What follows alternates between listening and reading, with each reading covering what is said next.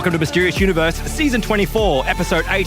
Coming up on this show, we have the Thought Guardians of Rant and Abbey, energy-draining doppelgangers, and the race against time to obtain the Eye of Fire. I'm your host, Aaron Wright. I'm alone on this episode as Ben's wife is actually in labour as we speak, and they're hopefully expecting the birth of their baby girl within the next few hours. So it's just you and me for this episode, and what an episode I have for you. Look, I've been holding on to this book, The Eye of Fire, for a couple of years now, and to be honest with you, I've been a little bit apprehensive about covering it because as much as some of these stories in it, they sound like they're at the limits of believability. I find myself being left with this disturbing feeling. And I feel this way because in the past, when we've covered these sorts of topics on the show, we've said things like, well, as terrible as some interactions people have had with paranormal entities, there has seldom been an incident in which actual severe physical injury or death took place. But the stories contained in this book completely turn that on its head, and I think you will very quickly come to empathise with the fear that some of the protagonists in this book experience while being hunted down by this destructive energy. And most disturbingly, well, at least for me, is that this deadly entity that I'm going to tell you about on today's show is a manifestation of the darkest depths of the human mind. It is something which is ephemeral, but then manifests in our physical reality. And it almost feels ironic that, the one entity that will be able to kill human beings is actually a product of humanity itself. And it's pretty confronting given these distressing times that we're enduring at the moment. So to tell you about this book, I have to give you some background about Graham and Martin's previous book, The Greenstone, which actually I saw today has recently been republished on Kindle. It's also available in paperback, which I prefer, but the Kindle version's just as good. And the authors of the books, I said it was Graham and Martin, but it's Graham Phillips and Martin Keatman. And Ben did a great wrap-up of the Greenstone story about 3 years ago, all the way back on the regular show 1703 and the plus episodes 1503 and 1504. Of course, I'll link to the book, everything we're going to discuss, those episodes, all in the show notes at mysteriousuniverse.org. But I have to tell you some background about this story, just to refresh your memory about what happened. Now, if you haven't heard the story before, do go back and listen to those episodes. Even better, go and pick up a copy of The Greenstone and read it for yourself, because no matter how much, Ben and I can summarize these stories, it is much better, particularly with these stories, to get the full impact of what's occurring here, because it relates to something that might be very important about a lost aspect of human history that we just don't consider anymore. But don't worry if you haven't heard anything. I'm going to go into a summary of The Greenstone right now. And so let's start with October 1979. Back in October of 1979, a number of men, women and children throughout Great Britain independently received a strange psychic message, a clue to enable them to discover the secret hiding place of a priceless buried treasure, a green gemstone fashioned in ancient Egypt and lost from the pages of history for untold centuries. The stone was believed to hold awesome supernatural power, and drawn together by this message, this group of ordinary British people were catapulted into a terrifying search, a race against time to find the hidden jewel. Now, if we just skip back to September of 1979, Graham Phillips and Martin Keatman were working for a magazine called Strange Phenomena when they were contacted by Miss Marion Sunderland.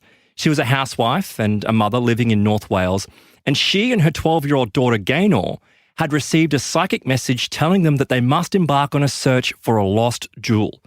Now, others too contacted Phillips and Keatman, and they said that they'd also experienced similar psychic impressions. They all were unknown to one another. They came from different towns and cities all through Britain, but amazingly enough, they all had similar experiences. Now, there were two other researchers that stepped in around this time as well. These were Terry Shotton and Alan Beard. Terry was a safety officer with the Staffordshire Council, and Alan Beard was this marketing engineer for the post office. Together with Graham and Martin, they began to solve this strange mystery. All the impressions were pieced together. All these psychic impressions were pieced together to form a message. And the essence of this message was, there was this megalithic people who had inhabited the British Isles over 3,000 years ago. These apparently are the people who built Stonehenge. They had made a fantastic discovery. It was the secret of awakening the innermost psychic power of the human mind. However, according to the message, this knowledge was misused and brought about their downfall when it fell into the hands of barbarian warlords. The country was ravaged by warfare and it slid back into the Dark Ages. The vanquished megalithic priesthood actually then travelled south and eventually arrived in ancient Egypt, where they created a powerful talisman, a greenstone that held the means to overcome the destructive power now held by the treacherous rulers of their homeland. So many years later, their descendants returned to the British Isles, and they were led by a great warrior queen. This was Guevara. Now, she defeated the last of those who had misused the ancient knowledge, and from then onwards, the secret was known only to a few who had handled the stone and had passed it down from one generation to the next, until it came into the possession of a medieval society called the Order of Meonia. Now, the Order of Meonia disbanded after there was some issues and trouble that took place. One, of course, was the gunpowder plot in 1605 and what Guy Fawkes was trying to do. But because of this, the greenstone was quickly hidden in a secret location and then lost from the pages of history. But the message was incredible, and however unbelievable it was, the researchers felt compelled to investigate further, and guided by new psychic impressions and historical research, they arrived at a location known as Harvington Hall. This was an Elizabethan manor house in the heart of Worcestershire. Now, here they discovered a series of paintings that were made in the early 17th century, and they contained a secret coded message. On deciphering the message, they were led to a secluded spot near the village of Sevenstoke. In the foundations of an old stone footbridge, which was overlooking a stretch of water called the Knight's Pool, they discovered a short sword bearing the coat of arms of Mary, Queen of Scots. A week after this remarkable find, Gaynor, who was Marion's daughter, phoned the authors to say that she had received another psychic impression. She felt that if she held the sword, she would be able to locate the stone which was buried in a casket near the bridge. And almost at precisely the same time, and completely independently of Gaynor's call, both Terry Shotton and Alan Beard had strong psychic impressions of the stone in a heavy metal casket hidden beneath the ground. So on the morning of Monday the 29th of October in 1979, Gaynor was taken to the bridge and, using the sword as a divining rod, eventually directed them to a large meander on the River Avon called Swan's Neck. Further research and psychic impressions finally led to the precise hiding place, and the following day a heavy brass casket was unearthed from the grassy mound on the bank of the river. Inside was the greenstone. So after this startling discovery, the investigators started piecing together the actual history of this, and they discovered that the Order of Meonia had not actually disbanded following the loss of the stone after the gunpowder plot. It actually continued well into the late 19th century. But in 1875, the leader of the order, a wealthy heiress called Mary Heath, and the 8 other members of the group disappeared following a confrontation with a mysterious occultist, John Lang. Now, John Lang was hell-bent on getting hold of the stone and harnessing its powers for his own good. And the order knew that they had to do something about this, so they decided to hide the stone. So 2 years after discovering the greenstone, according to Martin and Graham, is that their most important questions as to what had happened to the order, what had caused its downfall, and what happened at the end of the last century were all remaining. They needed to know. And the answers to these questions were more disturbing and more frightening than any of them could have possibly imagined. So this became the search, a real-life horror story in a nightmarish race to seek the Eye of Fire and discover its terrible secret.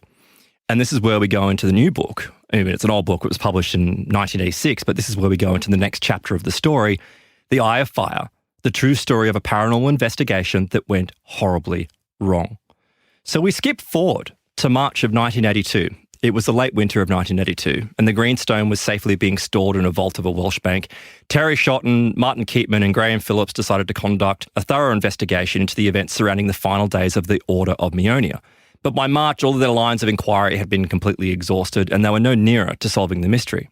So what they did know was that Biddulph Grange, which was once the Staffordshire home of Mary Heath, who was the last leader of the order, it was now an orthopaedic hospital, and it would have been impossible for them to discover anything new there. So they almost gave up. They felt that if they were ever to unravel the mystery, that they must find a new lead. But one line of investigation would close to them when they tried to find another one. The only way that they could get information, they felt, after this huge experience, was to obtain the information by psychic means. The problem was, however, that on the previous occasions where psychic impressions had been unprompted and had only been received by individuals, the chances of awakening paranormal abilities on demand, not to mention focusing them on a particular subject, seem highly unlikely. But it was worth a try. So Marion and her daughter Gaynor, who had been the most consistent psychics in the quest for the greenstone, volunteered to make the attempt. And on the 20th of March, they decided to hold a meeting at Graham's house in Coventry. It was just before 8 p.m, and 9 people sat around this large oak table in the living room. Marion and Gaynor sat next to Martin, who was to record all the details that took place, and Graham and Terry were also present. There was also a number of disinterested witnesses, so that if any paranormal phenomena actually did occur, it could be independently verified. So one of those was Mary Harrison. She was a Coventry school teacher, and out of curiosity, she'd attended a series of lectures given by Graham and Martin, so she was intrigued by what had happened and wanted to be there. The second was Jean Smith. She was a local council employee, and she'd also attended one of the lectures, and this is how she'd found these guys. And the final couple was David and Sheila Bravington. They were this couple from Warwickshire. Now, everyone had paper and a pen to make notes. The time was around 8:12 p.m, and the room was darkened, and the séance took place. Now, there was a solitary candle in the middle of the table, and everyone sat quietly. The candle flickered, and time passed, and the tension seemed to build and mount in this room. An uncanny silence seemed to descend upon the house. Now, at 8:35 p.m, Marion spoke. Her voice was apprehensive, and she says, "I can see a tree. It's been dead for many years. I'm sure something happened at this place many years ago, something we must know about. I can see a young woman in Victorian clothes." Now, Graham responds and he says, "Do you know where she is? Can you describe it?" And Marion shakes her head. She says, "Look, I don't know. It's probably just my imagination." "I don't think so," a woman's voice suddenly broke in. It was Mary Harrison. She says, "I don't know how, but I can see it too." Apparently the room goes silent. She says, "No, I'm deadly serious. I can see it."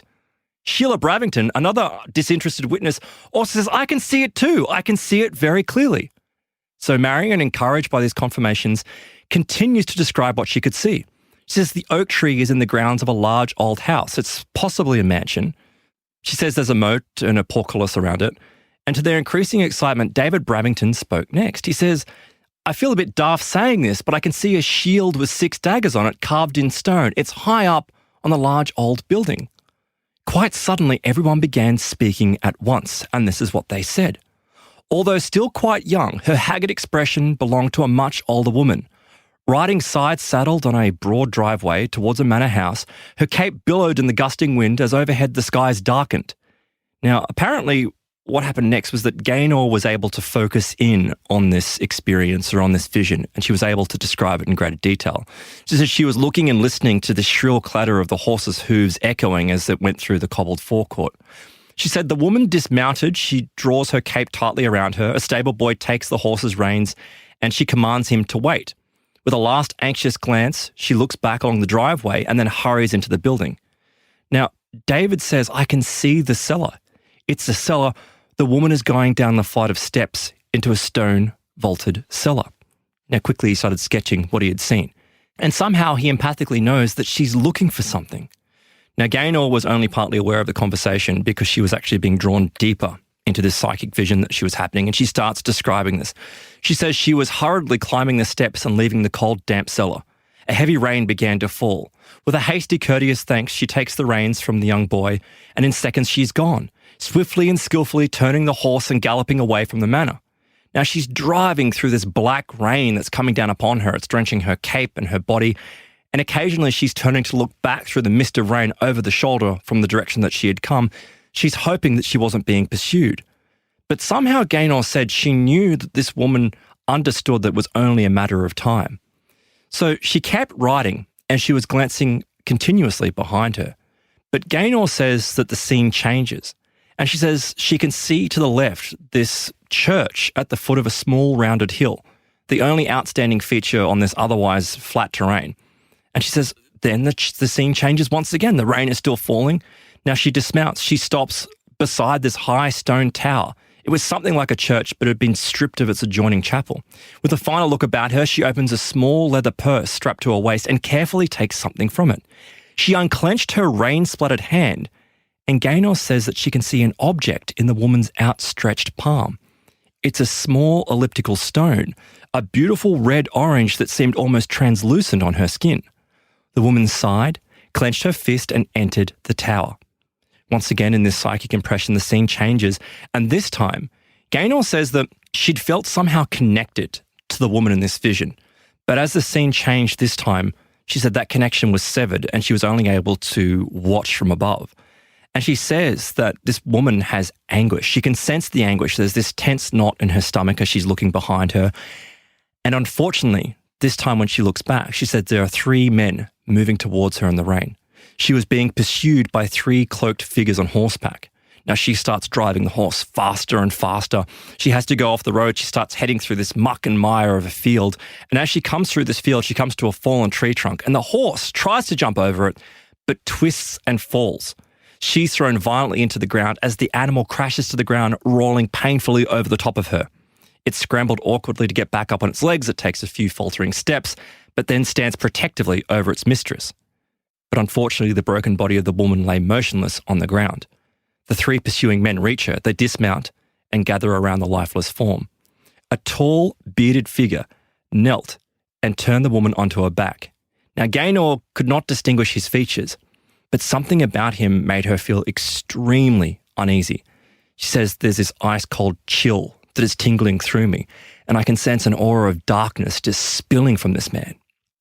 This is where the scene ends, and Gaynor slowly opens her eyes to the familiar surroundings of the room. Now, she realises that she had just witnessed this woman's death, but we don't know who this woman is. We don't know what these psychic impressions are, but what we do pull from it is that it appears this woman, who might have been connected with the Order, was trying to hide this stone, the Eye of Fire. But exactly why and who she's being pursued by, we don't know yet.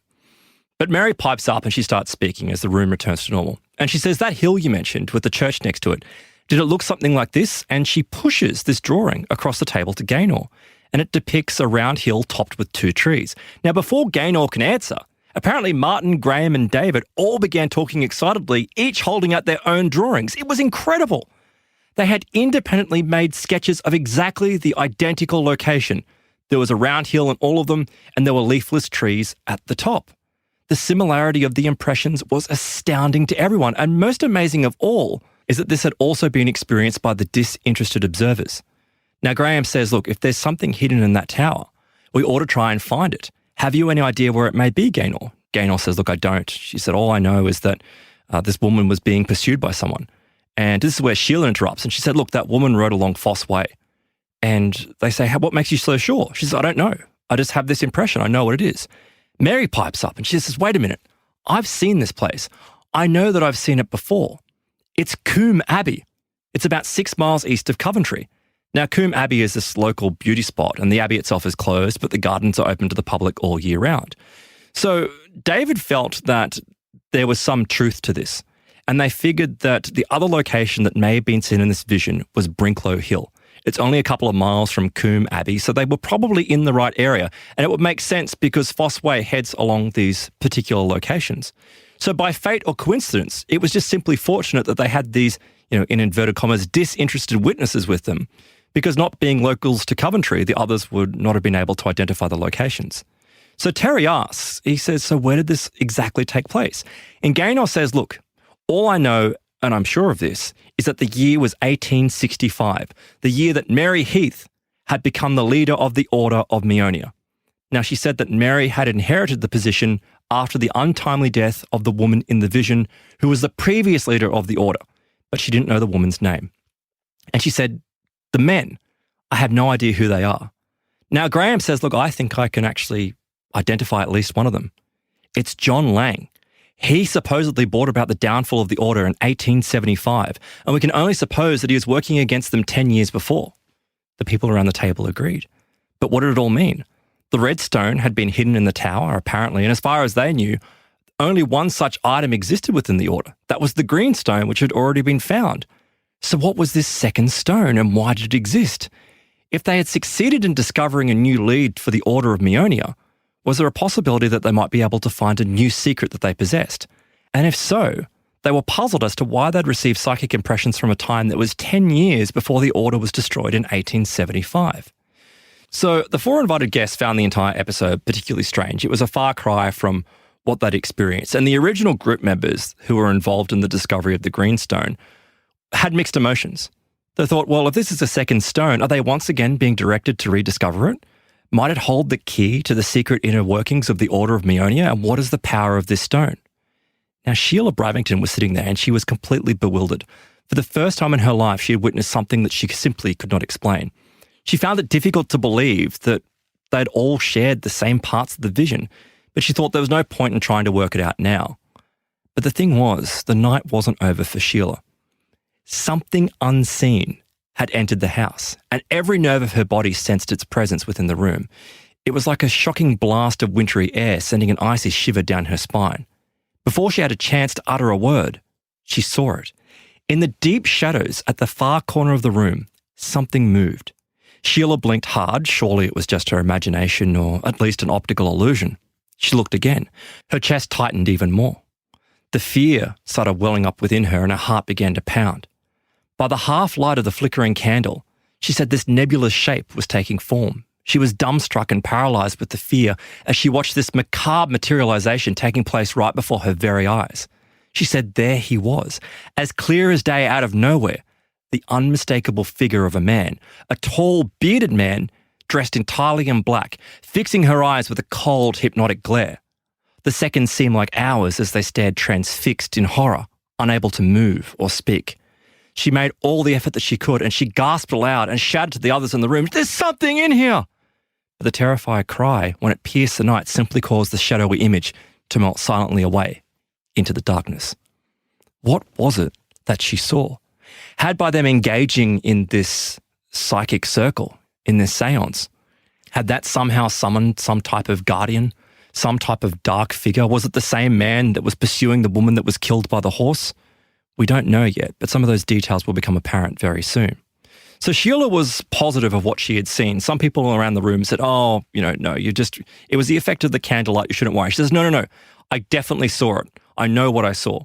So they figured that what they should probably do is try and make a trip to Coombe Abbey and Brinklow Hill to see if they could confirm or deny the accuracy of the visions. So the Sunday morning on the 21st of March, they decided to set out. 10:30am arrived, and everyone was there apart from Terry. They sat drinking tea in Graham's front room, and Gaynor made this unexpected announcement. She says, "I have a feeling that we must go to Knight's Pool immediately." Knight's Pool, of course, being the secluded stretch of water where 2.5 years before, Graham and Andy Collins had discovered a sword in the foundations of an old bridge at the end of the lake. The sword had led them to the greenstone. Marion says, "Why?" And Gaynor replies, she says, "I don't know, but I feel like it's important." Now, Terry hadn't arrived yet, and he later telephoned to say that he was going to be delayed and he couldn't make it until after lunch. They all decided to just go without him. They drive out to Coombe Abbey, they head towards Brinklow Hill as planned, and they meet Terry back in Coventry later on in the afternoon. But a visit to the Knight's Pool would have to wait until another afternoon. But Gaynor was not pleased about this delay. She said, "Look, I feel like we have to go," but time was against them. So Marion then mentioned that before Gaynor had spoken of Knight's Pool, she had quite suddenly received a strong mental image of Andy Collins. Now, Andy moved to London in 1982, and she had not seen him, so it seems strange that he should come into her mind. Regardless of this, 11am came and they started driving their way towards Coombe Abbey. They can see it come into view in the distance, and they all feel this mixture of excitement and apprehension at the same time. "Look," says Marion, as she points to the solitary, lifeless oak tree standing beside the road. "That's exactly what I saw last night. I'm sure that this is the right place." An old stone footbridge led across the moat on a cobbled forecourt, and they noticed a heavy wooden portcullis in the abbey wall that was down to the water level. But most astonishing of all were the two features seen by David. High on the side of the building, overlooking the lake, was the carving of a shield bearing the device of 6 daggers, matching exactly his drawing.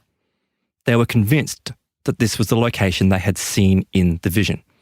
Now, they weren't sure of who the woman was in the vision because they hadn't been told her name, but they had the impression that either she had lived at the abbey or alternatively she'd been involved with someone who lived at the abbey who was also involved with the Order of Meonia.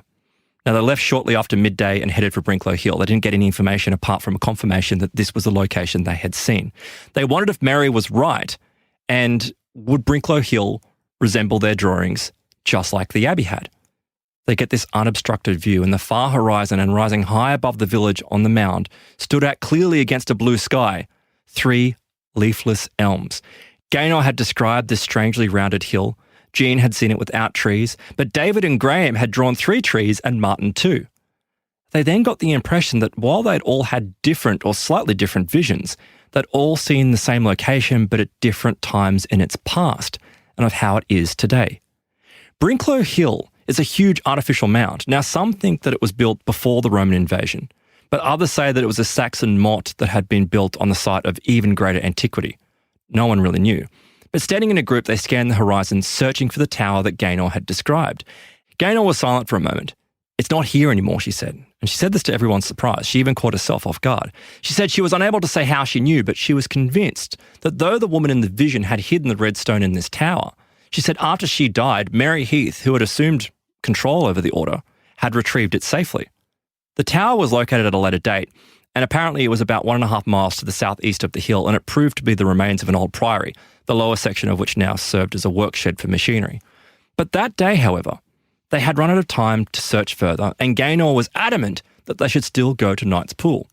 So the cars bounced to a halt on rocky gravel on the western end of Knight's Pool. This light drizzle began to fall, and there were a group of workmen that were busy clearing fallen trees. Graham went up to them and asked them if it would be okay if they could walk around and take photographs. And one of the workmen responded, and he said, "Is it anything to do with that sword that was found here?" And Graham responds a little bit shocked. He says, "Yes. How did you know about that?" The workman says, "Well, there was someone else asking about that this morning." Graham responds, says, "Who?" He says, "I don't know. It was 2 men and a woman, and they were walking around for a little while. They took some photographs and they left." But for Graham, he knew exactly who they were because the workman described this yellow Cortina. There was no doubt in his mind that this was Andy Collins. Andy Collins was there asking about the same tower. And Marion says, "I knew I was right. I had this impression, this strong impression of Andy, and I'd felt it earlier. But why would he come here?" Gaynor shook her head. She didn't know. Now, Terry leant over the bridge and peered down the foundations. He wondered if the dark pool still held some other secret that had caused Gaynor to bring them here today. He looked up and caught a sight of Sheila Bravington standing about 20 yards from the bridge. She was glancing around nervously, as if aware that something was wrong. "What is it?" he cries out.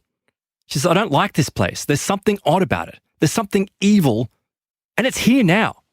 Sheila was experiencing the same sense of malevolence that she had felt right after the appearance of that dark figure the previous evening. "Look," said David, pointing up to the grassy slopes on the hill. Now, on the brow of the hill was the figure of a man. His black form stood tall and still in a clear silhouette against the skyline. There was something very strange about him. They were only 100 yards away, but they could not make out any of his features. But he appeared to be dressed entirely in black with a long coat and a top hat. They all stood looking up Knight's Hill, aware that something was wrong. They all felt it, this peculiar chilling sensation, as this motionless figure seemed to be staring down. It was as if he was waiting for something. Now, Martin yells out and he points to the lower part of the hill because Jean can be seen clambering up this steep hillside. She's heading straight towards the figure, but obviously she hadn't seen it. Jean apparently had decided to investigate the pavilion at the top of Knight's Hill in an effort to discover why Andy Collins had been so interested in it. But apparently, even though they yelled out to her, the wind was going in the opposite direction. They couldn't get her attention. She had no idea. But as she was heading up the hill, she claims that she felt this uncanny rumbling, and it grew louder and louder as she got towards the top. It was like something was trying to stop her. It was resonating in union with this unearthly sound which seemed to be coming from within the pavilion itself. Now, when she gets to the top, the figure had slipped away, and no one noticed this, but it would have been impossible for him to move away without Jean seeing him. She made her way back down the slope, not knowing anything. Now, when Jean rejoined the others, they were engaged in this excited conversation, and she asked, "What's all the excitement about?" And David explained what she had just seen. She said, No, there was nothing up there. I would have noticed it. I absolutely would have noticed it. There was no explanation for why this figure had appeared, why it hadn't been seen by Jean, who he was, and where he had gone. But they all started asking the question, who was this man? It was abundantly clear that it seemed to be the same form that had appeared in the vision and may have materialised in the room on that seance evening. Now, as they drove away from Knight's Pool, the sky was heavy and overcast. The cold waters were silent and forbidding, and they all had this strong feeling of impending danger. Even with the comparative safety of their car, they could not wipe away this disturbing image of the dark-clad figure staring down at them. It wasn't a question of who was he. It was more a question of what was he and what did he want. So we skip forward now, and a couple of days had passed and things had been quite extraordinary, but the question of why Andy Collins' impression had come up in their visions was strange. And they were intrigued by the coincidence of their independent visits to the pool. And Andy, who they met up with, was actually as puzzled as they were. He actually came out and said that they had gone to take photographs of the lake and the bridge, but neither he nor his companions had any psychic impulse to go there. They hadn't felt a need to go. They were just there. Now, David Bravington suggested that maybe this was some type of synchronicity, implying that they should go and take a look at the stone pavilion that was up on Knight's Hill. It might be worth investigating, especially because that black figure was standing nearby. They also wanted to find out what that rumbling noise was and where it had originated from. Andy had already explained that he had no special reason for inquiring about the building, but he said there appeared to be nothing unusual about the pavilion. It was just a typical example of 18th century architecture. And David and Shill's research failed to produce anything new. They half expected to find something up there, but when they got there on that sunny afternoon, there was nothing. They could only suppose that since no one had actually seen Knight's Pool in the shared visions of March the 20th, that the area actually had no immediate relevance to their search. Or was this some type of false trail? Gaynor alone had felt that they should go there, but her impression had come after the experiment had concluded. Had something stepped in to misguide them? Gaynor may have cyclically simply tuned into Andy Collins because through sheer coincidence he had intended to visit the pool that morning. Nothing more. We shouldn't read any more deeply into it. So, where to now? The members of the group all looked amongst each other, and they figured maybe Coombe Abbey might be an answer. The reason why it sprang to mind is that they knew that the Order of Meonia had some connections to Coombe Abbey, but the only way they might be able to get more information is through psychic means. So on the morning of Friday the 16th of July, Marion was alone in her house in North Wales. Her husband Fred was away with the army and her children were out. The Meonia mystery was the furthest thing from her mind as she busied herself with her housework. But suddenly, she was startled by a woman's voice calling her name from behind. The voice seemed so close and she wondered if it could have been someone at the back door. She hurried through the kitchen and stepped out into the drive looking for any sign of a visitor, but the driveway was empty. Now, seconds later, after she'd stepped inside, she felt this peculiar sensation. It was as if a weird pressure was being applied to the back of her head and body. Fear seized her when she took a deep breath and turned to face whoever it might be. She spun around but found the room empty. She heaved a sigh of relief, and with her heart beating rapidly, she leant against the door, reassured that there was nothing there. But then suddenly something brushed past her, pushing her back into the doorway. She was now sure that an invisible presence had entered the house. Now, Terry was at work that lunchtime when the office phone rang, and it was Marion. Her voice was fraught with a sense of excitement. She says, "Can you get over here tonight? I have to explain to you my experience." And, of course, they all go to the home. And she said, "Look, I was frightened at first, but I felt a sort of warm, pleasant feeling. The initial shock passed and I became more relaxed. After some minutes, I felt that this presence had left the home, but it left this strong impression that I have to get the group together tonight." So at 8 p.m. that evening, it was a warm July evening, Terry and Alan Beard arrived at the home, followed shortly thereafter by Graham and Susan Boyd, a friend from London, and Marion explained what she had felt. They tried another attempt to obtain more information by psychic means, and she said it would probably be successful. So at 10:30 p.m. that evening, the only light that was coming into the room was from the pale orange glow of the street lamps. It was filtering in through the slats. Everywhere was quiet except for the faint ticking of the wall clock. Alan sat on a footstool in the middle of the others, and they sat back and they closed their eyes. Minutes passed and nothing happened. Alan began to fear that the attempt was failing, but then Marion's breathing became more rapid and less relaxed. Suddenly, Alan was aware of something very different. The clock on the wall had stopped and the room was in complete silence. Marion's breathing became more laboured. Gaynor says, "Are you all right?" Nothing. Graham was also in the room and checked with him. "Graham!"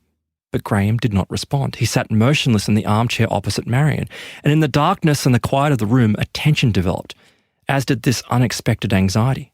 Marion let out a deep sigh and Terry opened his mouth to speak, but his words were stifled. Then the strangest thing happened. The room began to fill with a hazy blue glow. It grew in intensity, a soft blue light forming, as if it was coming from the very air itself. "Graham? Marion?" Alan tried to get their attention, but they were completely still. Terry gasped as he noticed the source of the light. Unbelievably, it was actually coming from the bodies of Marion and Graham. Marion and Graham were thrust into a long, long, faraway distance. They said that there was this brilliant whiteness. There was this dazzling sun that was shining over a cold winter's landscape. They can see that they're standing on the banks of this running river. There were two gargantuan pillars of ancient weathered rock that were thrusting up into the clear blue sky. At the base of one of these towering columns was the dark mouth of a cave. Before it stood a girl, clad in weighty furs and a coarse woolen cloak tied to her neck by an ornate silver brooch. Around her shoulders fell a mass of thick red hair. She stepped from the shelter of the cave and, facing the biting wind that swept down the lonely valley, drew a heavy broadsword from beneath her cloak. Fighting a losing battle against exhaustion, she raised the weapon high above her head and with both hands drove it into the hard frozen ground. Taking a short dagger from her belt, she knelt before the sword, its heavy blade shining like gold in the brilliant sunshine. Carefully, she began to prise something from the hilt.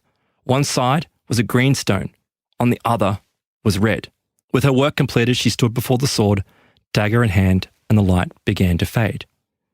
Now, they found themselves back in the room, and later Alan explained to Marion and Graham how they'd both fallen into this trance and had been surrounded by a strange blue light, which everyone in the room had seen.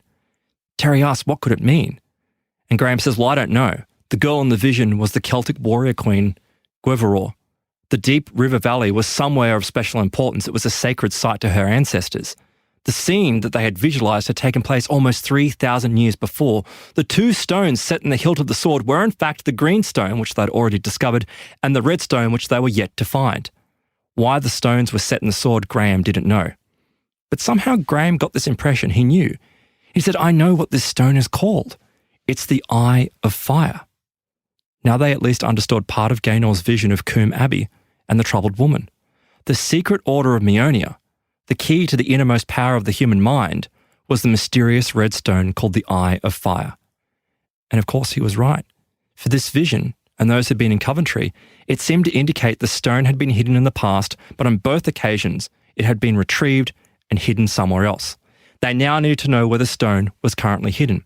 And as far as they knew, Mary Heath was the last person to have it in her possession, so presumably she had done everything she could to ensure its safety. Gaynor says, I think I know what happened. In December of 1875, Mary Heath decided that the order should disband, as the risk of the red stone falling into the hands of John Lang was far too great. The reason was simple. The malevolent occultist had at one time been part of the Order of Meonia. In an attempt to seize the leadership from Mary Heath, he had revealed his true nature, that of being a very, very dangerous and horrid man. He wanted the stone and its power all for himself. Mary Heath realised that by only concealing the stone could its security be guaranteed. The order therefore disbanded and its members fled the country to escape Lang and his followers. Mary Heath spent December of 1875 at the home of an old friend where she made plans to hide the stone. Before leaving, she hid something in the house, something that would lead to the stone. It was a bell which would have to be collected by someone who she sent instructions to. Unfortunately, however, this person had died before having the chance to retrieve it. Now, Terry asks, are you certain of this? And Gaynor replies, she says, I don't know how, but yes, I'm quite sure. He says, well, how do you know where the bell is? She says, look, all I know is the name of the house. It's Ranton Abbey. Now, Terry knew of the Abbey already. It was a large old house in rural Staffordshire. But like Coombe, it had long ago ceased to be a monastic building. It was remote now and a derelict ruin. It was gutted by fire during the Second World War. Gaynor, for some reason, seemed concerned. She paused for a moment before saying anything, and she says, look, this might sound pretty unbelievable, but I feel I must say it. Terry says, go on, tell us. She says, the red stone holds great power, a power that Mary Heath used to protect the bell. Gaynor's face was kind of twisted and she was confused but also scared. She created a guardian. Mary Heath used the power of the stone to create a guardian. And Terry says, a guardian, what do you mean? Now, Gaynor explains that Mary had used the red stone to create not only a guardian, but a protected guard dog in the form of a powerful thought form. Its sole purpose was to protect the bell from falling into the wrong hands. It could remain inactive for many years until someone entered the house in search of the bell. Mary had programmed the guardian to stop anyone who came in search of the bell. Anyone, that is, except for the person she intended to find it. But unfortunately, this person had died prematurely. So even though the group were not enemies, the guardian would respond as if they were. Gaynor says, you must be very careful. Now, Alan responds and says, look, perhaps we shouldn't go. We might be getting ourselves involved with something which is none of our concern. But Graham says, well, maybe not. We've been given this information for some reason. We potentially should look into it. Gaynor explained that the Guardian was able to use the primeval fears deep within the mind. It could draw out basic fears, the latent nightmares of the psyche, and make them a terrifying reality, and could be turned against anyone who attempted to remove the bell. Everyone fell silent again, and certainly the possibility of being confronted with their deepest nightmares was a very disturbing prospect. But Marion says perhaps if we take the greenstone, we'll be okay. Gaynor shook her head. She says, I'm afraid it won't do us any good. The greenstone could overcome any abuse of power, but Mary Heath used it for protection, which is a different thing altogether. I'm afraid it wouldn't help. Well, Graham says, look, I don't think we need to worry much. If the Guardian can only create illusions, all we have to do is remember. We'll be okay, it's not real. Gaynor interrupted and said, no, you're very wrong about that. It can do much, much more. Now, I'm going to take a break here, but when I come back, we're going to follow the group to Ranton Abbey and come face to face with this Thoughtform guardian. You're listening to Mysterious Universe. Don't go away.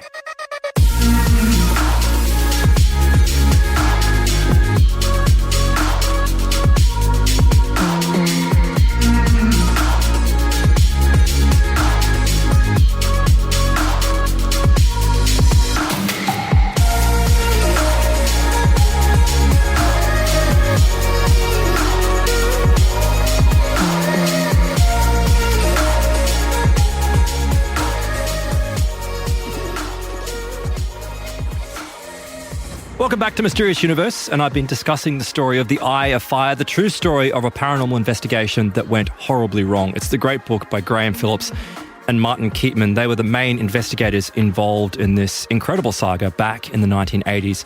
But we found out just before the break there that the way that the group got the information was through a psychic circle. And through the information that they received, they were told that they have to head towards the derelict building, the Abbey at Ranton. So they did this on the 24th of July, and they said it was a warm and dry day, and they drew near the Abbey, and they said they knew that unless they could find the bell, they would be unable to discover its ultimate secret. It was the only key to discovering the Eye of Fire and the secrets held within it. Terry and his wife Pat, Alan, Gaynor and Marion were in one car, and in the other was Graham, Martin and Susan. Now they came over this hill, and they came to a fence, and Martin jumped out and held open the gate as the cars passed through. But Martin said he had this feeling that securing the gate behind him was actually him sealing their last line of escape and perhaps with it, their fate. There was an unusual feeling. I mean, there's an unusual feeling with this entire saga, but attending the Abbey, there was something very disturbing about it. Now, their first thought of the Abbey was spellbinding, they said. There was this powerful grey stone tower rising high above the trees, and as they gazed up at the tower in the lengthening shadows of the evening, Terry was the first to voice his unspoken concern that they all felt. They all fell silent for a moment, and then Gaynor spoke. She says, "We have to find it.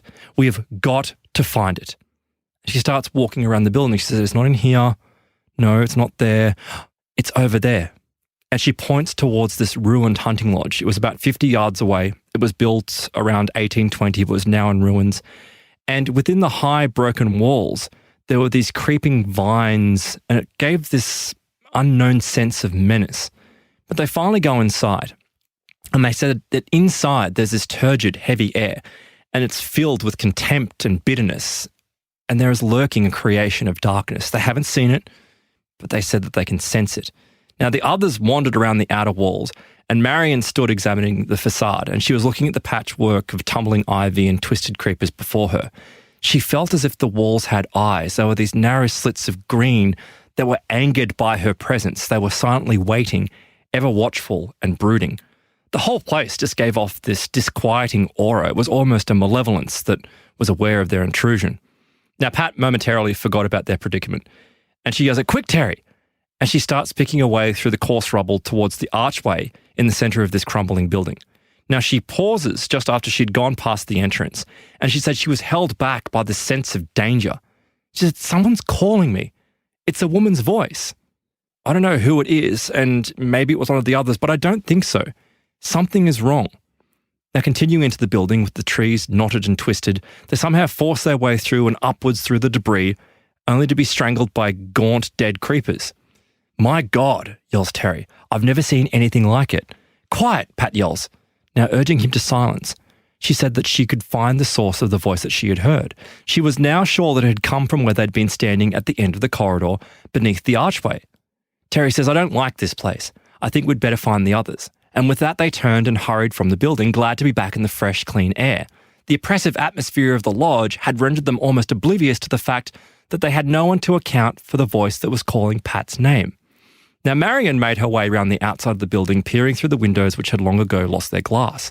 At last, she found an unobstructed doorway where there was a long corridor that led to a high room. Timbers had fallen at right angles, forming this twisted cross about halfway down its length, and momentarily she caught a glimpse of Terry and Pat at the very far end. But like Pat, Marion froze because she could hear a woman's voice calling her name from the far end of the passageway. She thought it was Pat, but the voice didn't sound like Pat. But someone had definitely called her. Now a voice says, "Marion?" And her heart missed a bit as she spun around. It was Pat and Terry that had joined her. And she said, "Oh, you scared me for a moment." And she said, "Did you hear a voice calling?" And Pat said, "Yes, I heard a voice as well, but it remains a complete mystery." So Terry says, "Look, I don't know who it was, but I intend to find out." And he sets off along the corridor until he hears this faint exhalation sound of air. He said it was old and troubling. He glanced around and realised that he was alone in this empty passageway. He looked back and Marion and Pat were nowhere to be seen. He said something about this room made him feel like he shouldn't be there. Now, he continued along this corridor, and he said the air was sickly with the aftermath of the day's heat. It was stale and lifeless. But he came to this second doorway, and he said in the gloom, he caught this swift movement out of the corner of his eye. Something had moved in the corridor behind him, and he quickly turned to face it, and he was just in time to catch sight of something disappearing into the room that he had just passed. He thought that it might be Pat or Marion, but he feared that it might be something else, and he edged forward, perspiration breaking out on his forehead as he prepared for this confrontation with this unknown figure. Then there was a rush of determination, and he entered the room. He said it was empty and silent, and there was no one to be seen. His heart pounded as he scanned the interior. There was only one way in, but whatever had entered the room was still there. Terry began to feel cold, and his whole body began to feel heavy and drowsy. Then something moved over to his left. He turned, but at that moment, an enormous shadow seemed to lurch forth from the wall and sweep over him, tearing at his mind and body. He shook uncontrollably as the malevolence engulfed him. A nausea punched at the hollow of his stomach and bent him double over. He felt that at any second he would pass out, but through the haze, a realization dawned. Something had lured him into this room and he must escape. He didn't know what to do, but that's what he had to do. He said suddenly, just as he had this thought, the figure was gone. He said there was sunlight that was being thrown into the room, and he slithered awkwardly from the floor and put his back up against the wall. He wiped the sweat from his head, and he raised himself clumsily to his feet, clutching at the wall for support and staggering from the room into the corridor. After what seemed like hours, but it could only have been seconds, he fell into Pat's waiting arms.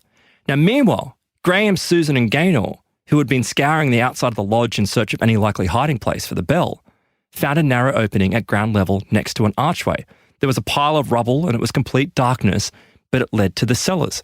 They said, what better place to hide something? And they decided to go down there. Now, Gaynor mused. She said, I don't know. I don't think we should be down there for too long. And as they started to move down, Gaynor suddenly interrupted. She said, it's not there. She took the torch from Graham's hand and she made for the exit of the tunnel. We have to get out of here. Something's wrong. Skipping back to Terry, he had suffered this ghastly experience. He was drained and almost too frightened to stay. And now Graham, Susan and Gaynor had disappeared. Now the unease had temporarily lifted with the welcome appearance of the gamekeeper who had seen the cars and had wandered up to take a look. During the Second World War, he said, it had been used as a billet for a squadron of Dutch airmen. But the gamekeeper insisted that there had been some horrible, disturbing, oppressive atmosphere, and the place had upset the airmen so much that they burned it to the ground. Now, Marion told the gamekeeper about their search for a hidden bell. He said he didn't know anything about it, but as far as he was concerned, since the building was no longer in any form of value, they were welcome to look around. But he advised them to be very careful as the building was no longer safe. Back in the cellars, Graham, Susan and Gaynor stood rooted to the spot in petrified silence. Somewhere ahead, heavy footfalls padded slowly and persistently towards them. The sound of laboured breathing and a sickening stench preceded whatever that it was approaching. The breathing penetrated and echoed loudly from the darkness around the sharp bends of the corridor. "Run!" screamed Graham. He pushed Gaynor and Susan ahead of them, running blindly along the dark tunnel behind them. They looked back and it was complete darkness, but seething from in itself, a shapeless but strange form, taking on a substance, started to appear. He choked back a cry as this odour flooded his nostrils like the sweet smell of death and decay. Gaynor was recoiling in horror. He says the guardian of the bell could stimulate the primeval fears of the human mind, the realm of the darkness and the unknown. It's drawing closer. We have to get out of there. Gaynor was screaming in horror as she stumbled along the tunnel. She was crying with tears down her face and mental torture streaming across her. They took one last anguished step before they reached the opening in the stack of rubble, their only escape route to the outside world. Graham pushed the two women up. Their footsteps were dragging as they tried to make their way through the rubble. "Please hurry," Gaynor said, as her foot got caught in the brickwork. Graham turned around the torch, illuminating the passage behind him, but he said the bulb was now just a dim glow. It was illuminating no more than 5 feet ahead. It seemed as if something in the tunnel was actually draining the power from the torch. Gaynor was free and Susan was pulling herself out. And with the dreadful presence no more than 10 feet away, Graham scrambled up the rubble pile, squeezed through the opening and out into the freedom of the sunshine. The shadow, almost whipping at them, slipped back into the dark cellars, leaving them shaking with terror as they collapsed onto the bricks outside. Everyone except Martin stood outside the lodge. Graham says, "This is absolutely ridiculous. We can't go on like this." Now, Gaynor answered and she said, "I'm afraid we've got no choice." Graham says, "Why?" And she says, "Look, the Guardian feeds on primitive fears of darkness. It's becoming more powerful by the moment. We have opened this thing. We have allowed ourselves to be affected by it. We've gotten ourselves involved. We can't stop now. We have to find the bell and we have to find the redstone." Now, they realise that Martin wasn't around. Marion says, "Where's Martin?" Now, Martin was back inside the cellar. He was scanning the cellar with his torchlight, and he said something behind him seemed to appear. The walls had collapsed, and there was a feeling of despair around him. He knew that he wasn't alone. He said a harsh, laboured breathing, rapidly and horribly, seemed to emanate from the room. Martin froze. It sounded like a great beast awakening and stirring to life. He looked around but could see nothing. He heard it again, this time louder and from somewhere above. He stepped back, letting out a sharp gasp of alarm as an unearthly sound seemed to be sweeping down upon him. But then quite abruptly, it ceased. Martin found himself against the wall, his arms outstretched, his heart pounding, and he was paralysed by fear in the darkness. He said it was almost like a giant cobra, poised and ready to strike at the slightest movement. He said then came the sound of a slow and deliberate exhalation of air. It was only feet in front of his face. There was nothing to be seen, but the air was full of a presence. A smell like rotting meat forced its way into his lungs and nausea welled up within him. He could feel it, something quite terrible but unseen, an invisible predator stalking its prey. And he said he could almost see the abomination that faced him, its razor-sharp teeth, its vile, salivating tongue, and his head began to spin. The air became icy cold, and the disembodied breathing began once again. Martin was trapped. The corridor was his only way out, but it lay 30 feet away from him, and between the corridor and himself was this black hollowness. He said it was filling his mind. It was casting away the last vestiges of reason, and he stumbled, but he knew he had to get out. Each second became a lifetime as he tumbled across the floor, every step a nightmare of confusion, and at last he fell against the pile of brickwork below the doorway. He clawed painfully, searching for a handhold, and breathlessly, he choked back the heaving in his throat. He scrambled over the rubble and launched himself into the air, his hands just managing to grab the stonework of the corridor above. He hauled himself up with the last ounce of his strength and collapsed exhausted on the ground. Had the others not arrived at that moment, it is difficult to imagine what might have happened. Now they all stood huddled together under the spreading branches of a large oak tree out in the courtyard. Marion says, "I'm convinced that the Guardian is stronger in the dark. It makes sense. So far, these bizarre experiences and encounters that we've had at the Abbey were all occurring in dark places. Terry had been in a small, dimly lit room. Gaynor and Susan and Graham were in pitch black with only failing torchlight to guide them, and Martin was in the darkness of a partially exposed section of the cellar. It seemed that the Guardian was either badly affected by daylight, or more probably, it needed the primeval fear of darkness to function. The only way that we can get through is to make sure we do it in the light." But Marianne said, "Well, that's going to stop us from searching a large part of the tunnel." And Graham responds and says, "Well, there may be a way. We may be able to stop it." Of which Marianne says, "I know how. What I can do is I can stand and face this Guardian. I can summon it and I can fight it off." Now, Terry said that's not a good idea, but Marianne wasn't listening. She made up her mind and set off towards the ruins, closely followed by Gaynor and Susan. They stood at the end of the corridor, looking out over a derelict room. Susan and Gaynor fixed their eyes on Marion as she spoke aloud. "Guardian! We are meant to be here. Please understand." It happened immediately. Marion had hoped that the Guardian would hear, but she had not expected it to return, not in the light. She was wrong. The disembodied breathing became harsh and loud from somewhere high up on the opposite wall. It was a troubled, rasping sound that sent a shudder of fear through her body. She was thrown by the sudden turn of events, and Marion had to make a choice. Either she turned and fled, or she confronted the invisible being. The two girls stepped back as Marion almost unconsciously made the decision to fight it out. Fight or flight, she was going to fight and stand there and face this thing. The awful sound grew louder, and she began to visualize a force of pure light to envelop the thing that faced her. The breathing quickened as if in preparation for some terrible event. She focused the full power of her will. and a great hissing sound, shattering the silence around them, appeared. Then Marion knew. She can't win. The power that had created this thought-form guardian was greater than any of them could comprehend. The breathing returned, louder and louder and more virulent than before coming closer before it was almost on top of them. A wave of uncontrollable terror swept over Marion, becoming more and more violent, until in the last moments of utter defiance, she screamed. The terrible noise cut dead and she collapsed on the floor. Having been carried out of the ruins, Marion sat with her back against an oak tree. She was pale and shaking. Her head throbbed violently, and her whole body was drained of energy. "That's it," Pat said. "We're leaving." But Marion interrupted. She says, "We can't. I told you, we can't leave now. If we do, we'll never find the bell." "Well, damn the bell," says Pat. "This is far too dangerous." But Marion shook her head. She says, "You don't understand. I'm exhausted. But that guardian has also exhausted much of its power, but it will come back. We have to be extremely powerful. I've only stopped it for a short time, and when it recovers, it will return with greater force than we could ever possibly imagine. We have until sundown. With the sunset, the power of the guardian will return, and what we encounter will be far worse than we could ever comprehend."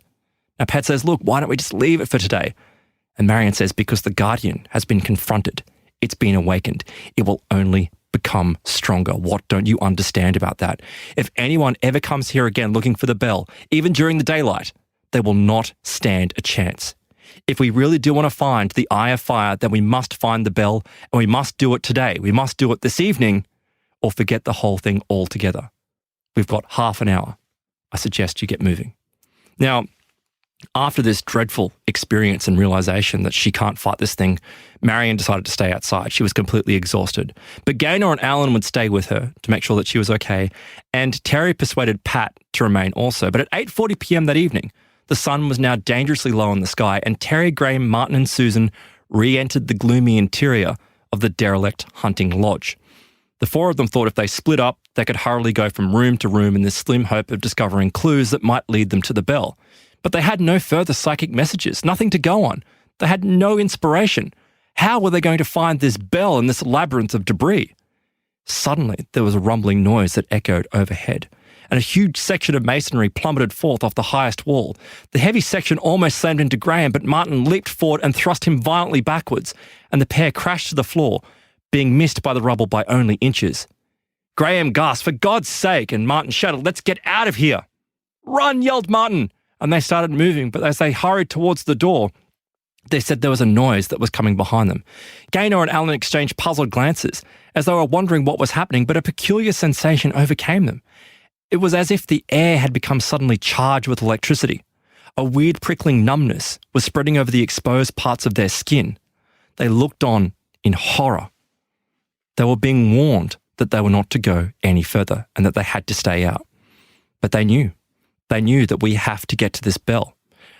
Recouping outside, they thought maybe one last time we can head back into this building and discover the bell. Talking amongst themselves, Gaynor said perhaps some force was trying to lead us to the bell. Maybe it was the voice we each heard. The voice of a woman had called both Pat and Marion by name, summoning them into the ruins. Each was sure that the voice had come from somewhere near the end of the corridor just inside the archway where the floor fell away into the largest room. It had been here that Marion had stood and confronted the guardian. Gaynor says then it must be there. And without another word, she jumped over the step and raced back into the lodge. They had no choice but to follow her, and the seven crossed the forbidden threshold and reluctantly made their way down the long, dark passageway to join Gaynor at the far end. "It's here," Terry motioned. "It must be sealed up behind the plaster." "Well, there's only one way to find out," Alan, as he runs outside. He comes back from the car, returning with a crowbar and a hammer.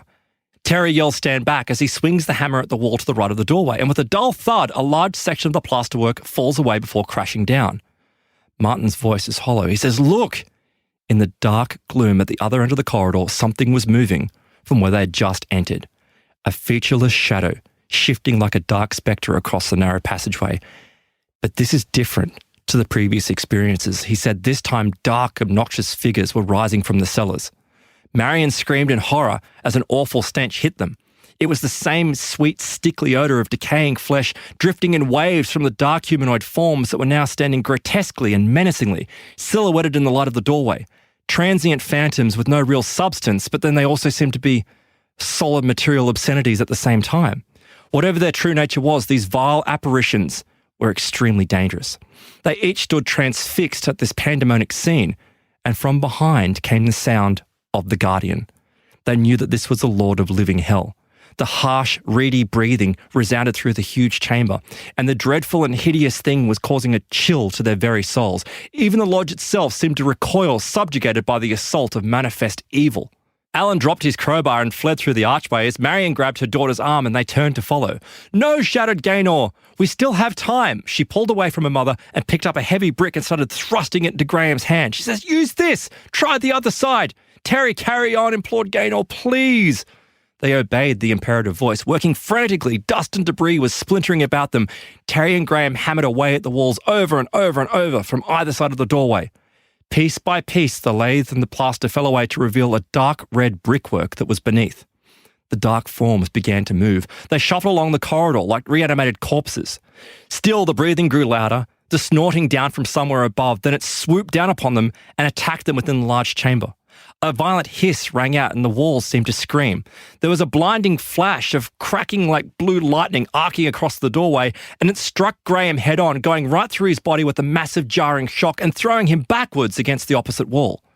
He was motionless for a few seconds, staring ahead with unseeing eyes, before he fell to the floor unconscious. Dark, featureless creatures, shadows brought to life with their arms hanging by their sides and their feet dragging in mindless union, continued travelling closer and closer towards them. Terry's mind was reeling. Repeatedly, he hammered at the wall, frenziedly tearing away at the loosened plaster with his one free hand. He was concentrating with all his might and not running, trying to hold on as long as he could.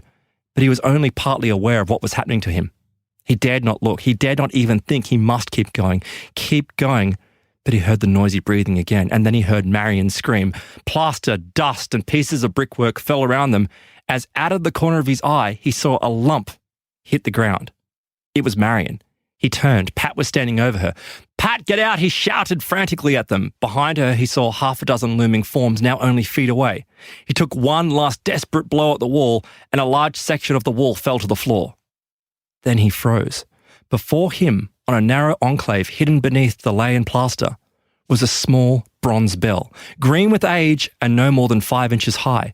He just stared, unable to comprehend what he was looking at. "I've got it!" Terry's voice yelled. He grabbed hold of it and ran. He said, get out, run!" And like the strobing images of a magic lantern, a series of still but fleeting scenes appeared before them. He says this was burned deep into his memory, never to be forgotten. But the details of exactly what happened are absolutely terrifying. The whole lodge seemed to rock and shudder from the rage as splinters of masonry began to tumble from the high walls and the black shadows seethed in the darkness. Gaynor and Susan dragged Graham's unconscious body from the rubble. Terry stood in the corridor for a last split-second look. He was staggering out of the ruins. The dark shapes came together and then took on a bizarre ambioid form. They became lost in the dense cloud of acrid dust that remained below them. It seemed as if the whole place was about to collapse, and with a great cry that froze his blood, the presence of the Guardian exploded about him. Terry turned and fled. Pushing Graham into the back of Terry's car, they tore away from the scene, reaching the gate that Martin had leapt out of. The crimson orb that had been the evening sun just suddenly dipped silently below the far horizon. For now, they were safe, and they had the bell. So this is, a truly incredible description of what they were going through. It seems that in going to the Ranton Abbey, this isolated location, the fact that the Dutch airmen had burnt it to the ground seems that they knew that there was some presence, but they were never directly attacked because they weren't seeking the bell. They had no knowledge of it. But in this group going there seeking the bell, it awoken this monster, this psychic guard dog that had been created by Mary Heath, and it had attacked them. But as terrifying as it is, and the descriptions there really are immensely disturbing, you can tell that there's no actual physical harm done to them. It seems like this thing is capable of reaching deep into the mind and pulling up terrible feelings and thoughts and fear. But were they really in danger? It seems at least physically at the moment they weren't. But when they drove away, Terry was absolutely shattered. He was sitting in the passenger seat as Alan drove them away from the Abbey at speed.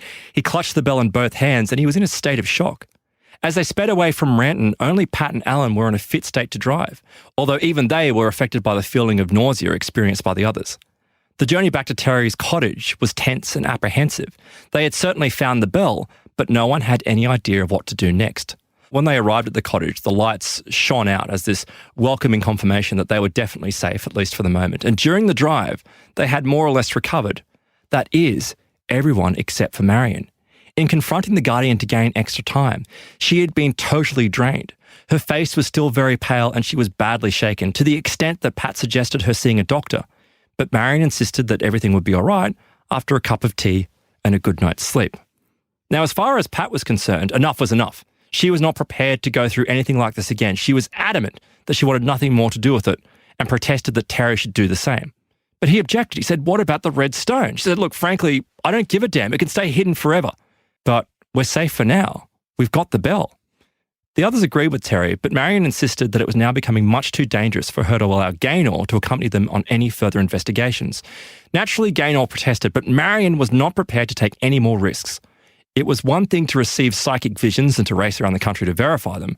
It was quite another to face a very real danger, whether it be psychic or physical. Graham and Susan took Marion and Gaynor back to Wales and they stayed overnight. Now, looking at the bell, it was green from 100 years of being hidden away. At the top was a small loop, which it must have been suspended somewhere. But they questioned why had Mary Heath gone to such lengths to protect it from falling into enemy hands? And how would it lead them to the redstone, the Eye of Fire? What was its secret? So the following day, Terry and Alan travelled back to Marion's house. Graham and Susan had already been there because they'd stayed overnight.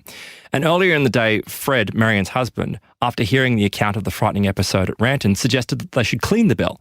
But they were reluctant to do so because they thought, well, what they should actually do is take it to a historian or take it to an expert, and they may be able to give them more insight. But they felt that that wasn't the right thing to do. And Fred interjects and he says, look, when you were searching for the greenstone, you found a sword, and inside the sword, or on the sword, was an inscription. That inscription led you to the greenstone. So maybe this is exactly the same thing. Maybe if you clean the bell, you might find an inscription which will give you more clues. So for some hours, they had the bell standing in a cleaning agent. They lifted the bell from the solution and wiped it down, and it had proved effective. It was now this clean, glittering bell, but there was nothing on it. There was nothing on the surface at all. There was nothing on the inside, no inscription or design of any kind. Now what? Says Graham. Their disappointment was understandable because they'd all pinned their hopes on this bell providing a clue to discovering the Eye of Fire, but now they were completely baffled. The solution to the mystery, though, Alan said, may be the bell itself. We have to consider why Mary chose to use the bell and why she hid it. For if it was simply to contain a message, then it would have been easier for her to create a carefully boxed letter. This obviously had been too dangerous. So the only logical solution was that the bell itself was meant to do something. Perhaps the stone is hidden where the bell comes from, Alan suggested. If they could manage to find where the bell had once hung, they may be closer to understanding its significance. Now, what sort of bell is it? Terry asks. And Marion says, look, it's a servant's bell. It's the kind that was used to hang in the scullery of a large house.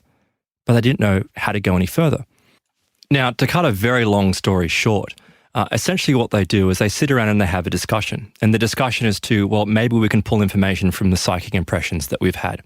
And one idea is that, well, maybe Coombe Abbey is a location we can go to. So they go to Coombe Abbey. They're unable to find anything. The next idea is Brinklow Hill. This was details that they pulled from the psychic impression. Maybe it's there. They go to Brinklow Hill. They can't find anything. What is it about this bell and what do they have to do with it? They're completely lost. Until all of a sudden, Alan comes up with this new theory. It comes out of nowhere. It's like this shot into his mind. He says, of all these visions we're having, what about the experience that Graham and Marion had? Remember that vision where they saw Greville?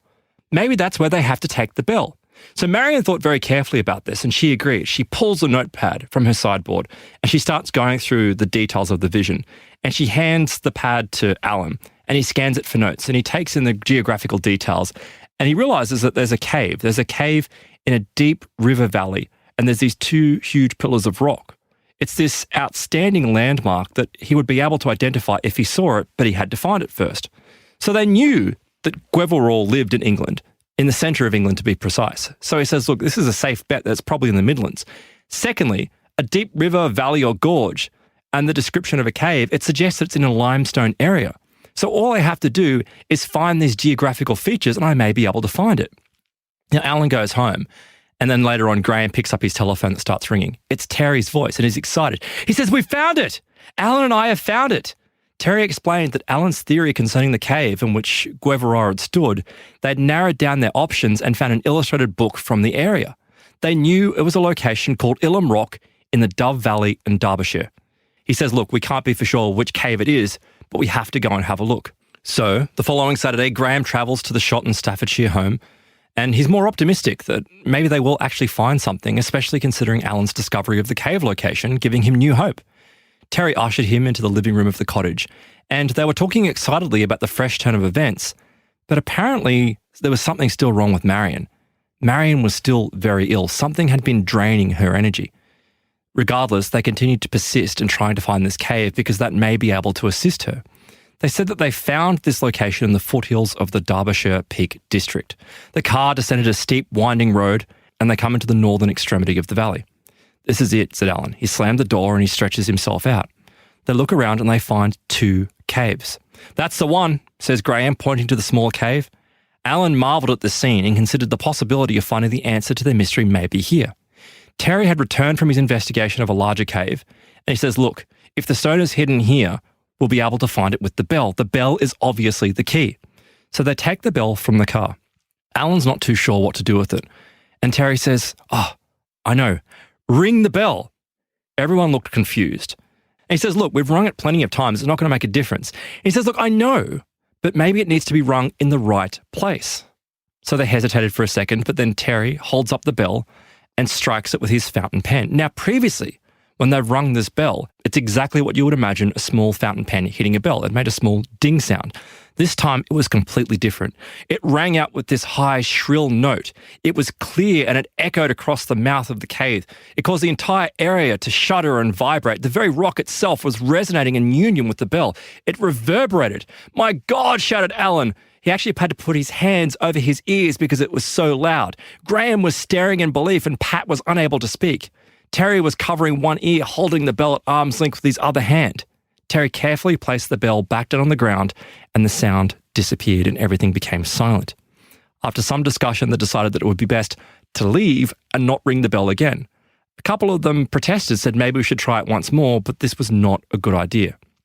Now, later that day, the 4 of them had returned to Marion's home, and they sat in the front room, and Gaynor was listening quietly as Alan and Terry recounted the day's events. Marion was excited and surprised at what she had heard. She said the tone of the bell must be specific, and some have a special note. Open sesame, Graham says, and she said, well, yes, it's something like that, but it acts less as a password, but more as some way to call someone or something. She said Mary Heath had created a powerful Thoughtform guardian at Ranton Abbey. We've all encountered it. It acted to protect against anyone but the right person rediscovering the bell. Is it possible that she may have created a guide who would lead them to the stone when triggered by the sound of the bell? So Graham says, you mean ring the bell and a guide will appear? And precisely, Marion says. He says, but we rang the bell and no one came. And she says, well, I think you got half of it. It's in the right place, but it was the wrong time. I think it has to be done at a certain time on a certain date. Remember what happened at Ranton? The guardian was most powerful at night. If the guardian was stronger after dark, then perhaps the guide is too. It couldn't manifest itself visibly because it was too light. Now, Terry smiled wearily as he considered the implications of what Marion was saying. He said, had darkness fallen while they were at Ranton, the guardian itself could have become physical and physically attacked and possibly killed them. And he says, well, look, I don't fancy going up into the gorge in the pitch dark. And apart from breaking every bone in our bodies, who knows what could be waiting for us up there? And Marion says, well, I'm pretty sure that this guide is going to be benevolent. Alan says, look, we can't be too careful. I'm not happy about struggling along in the pitch black gorge. It's just not going to happen. But Marion was sure that it would be all right. And she said, we must take the trip this following weekend. So they left that night with a mixture of emotions. Fear that the dark force that was following them was shadowing their every move, but excitement that in a week's time they may be able to find the guide. So a week passes, and they all return to the location of the cave. And after some discussion, it was agreed that Terry should ring the bell since he was the one who had found it. It was now 2 minutes to midnight, and Terry stepped forward from the cave. He stood silently for a few moments, and then he struck the side of the bell. It rang out loud and clear. Nothing. It was the only sound, but then it ended. There was a slight hissing and crackling coming from the hot embers of the fire, but nothing. Try saying something, suggested Martin. So Terry yells out and says, I've come for the stone, and hit the bell once again. It rang out, but there was nothing, only an echo drifting. The valley was unmoved, it was timeless and deserted, it offered no response. It would not yield its ancient secret. So Terry says, well, maybe we should wait for dawn. First light perhaps is going to be the right time. The hours passed and dawn approached. Slowly the valley became light and the blackness gave way to vague silhouettes. In the silence, they looked around and Terry once again removed the bell from his bag. He held it out and struck it hard. The note shattered the early morning stillness with a clear ringing sound that resonated once again across the valley. For a moment there was nothing, but then they heard it. Away in the distance, above the noise of the water, came a deep rumbling, a heavy rolling sound like horses thundering across the valley. The sound grew louder and louder, nearer and nearer, driving down the gorge, and then abruptly, it was gone. Silence once again. All was still. Terry opened his mouth to speak, but with his words being lost to a great wind that was whipping up from within the cave.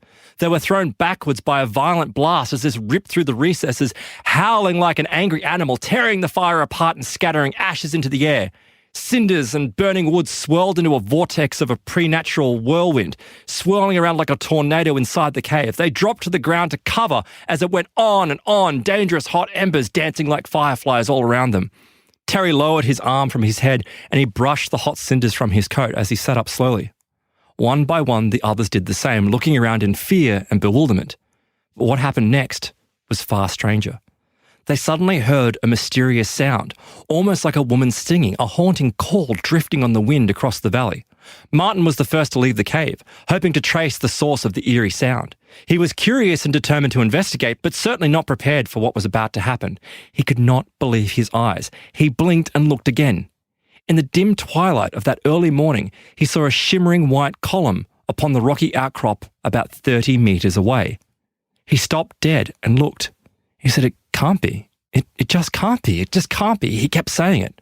On the outcrop of rock, some 10 feet away, was the shimmering human form of a woman in a long, flowing robe. She was standing motionless, staring down at them from the rock. Graham, Joe, Mike, and Terry stood in amazement as they watched Martin walk apprehensively up the slope, heading towards this white figure standing there.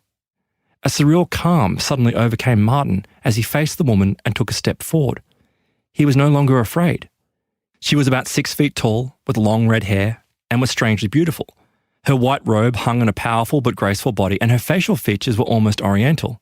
He was transfixed, gazing in awe, wondering what was happening. Then she spoke. Strange words in a soft lyrical tongue that he'd never heard before, but somehow the words became his own native language, translated in his mind.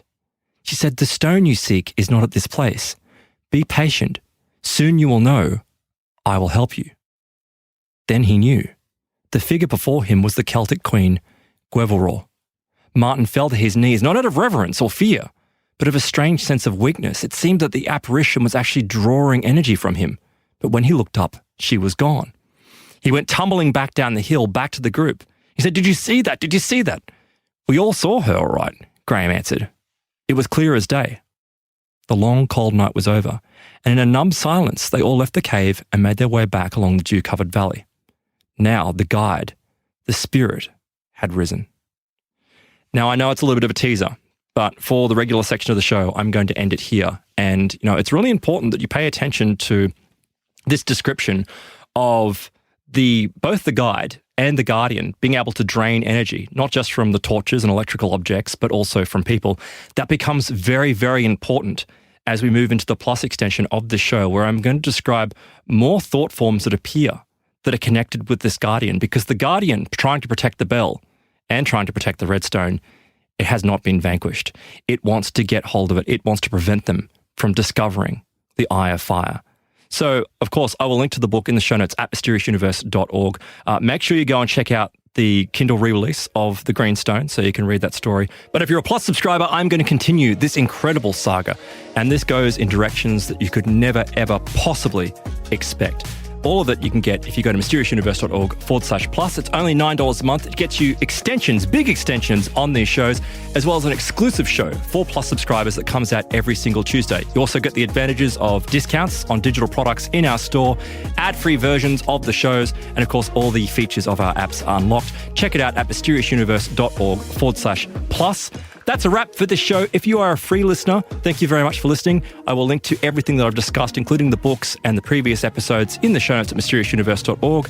Hopefully Ben's baby has been born. I just went and checked, and I haven't heard anything from him yet. So he may be back on Tuesday, but if not, he will be back next Thursday. But until then, have a great week. If you're a Plus subscriber, stick around. Plenty more for you coming up after the break. Thanks for listening.